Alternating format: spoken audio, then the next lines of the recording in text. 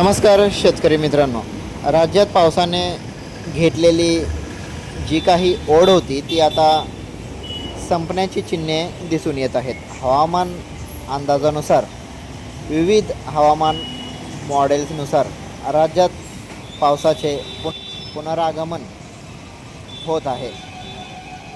जुलैपासून म्हणजेच 15 जुलै आजपासून राज्याच्या वेगवेगळ्या भागात पावसाला सुरुवात झालेली असून पुढील काही दिवस हा जोर कसा असेल याची आपण थोडक्यात माहिती पाहणार आहोत.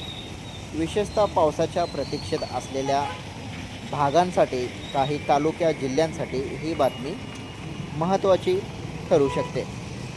तर शेतकरी मित्रांनो, 8 दिवसाच्या विश्रांतीनंतर जवळजवळ 15 जुलैपासून मुंबई, इगतपुरी किंवा पुणे, कोकण, सोलापूर अशा ठिकाणी पाऊस सुरू झाला आहे. खरं तर आज दुपारनंतर सोलापूर, पंढरपूर, सांगोला, आटपाडी अशा ठिकाणी विशेष करून कोरड्या राहिलेल्या पट्ट्यामध्ये आजपासून म्हणजे 15 तारखेपासून आणि सोलापूरला विशेष 5 वाजल्याच्या नंतर पावसाची सुरुवात झालेली आहे. पाऊस झालेला आहे. मगाशी आपण 5 वाजता पाऊस चालू होता त्यावेळी एक लाईव्ह व्हिडिओ बनवला होता. आता आपण चर्चा करूया मराठवाडा या ठिकाणी.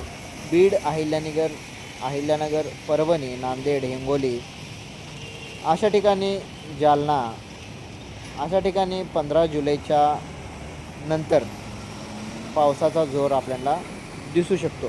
तर शेतकरी मित्रांनो, वेगवेगळ्या हवामान अंदाजानुसार 15 जुलै म्हणजे आजपासून ते 5 तारखेपर्यंत दररोज वेगवेगळ्या भागात पाऊस हा येणार असून 22 जुलैच्या आसपास 22 जुलै, 24 जुलै किंवा 25 जुलैपर्यंत चक्रीवादळ प्रणाली तयार होऊन विदर्भात सुद्धा मुसळधार पाऊस लाभणार आहे.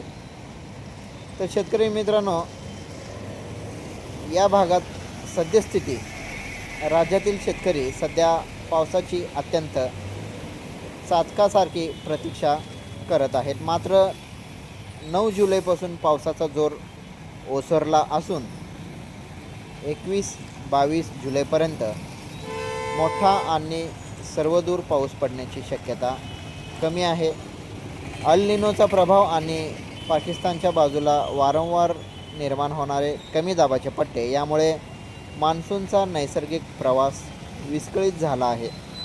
सध्या बाष्प घेऊन जाणारी हवा उत्तरेकडे खेचली जात असल्यामुळे उर्वरित भारतात हा कोरडेपणा दिसू शकतो.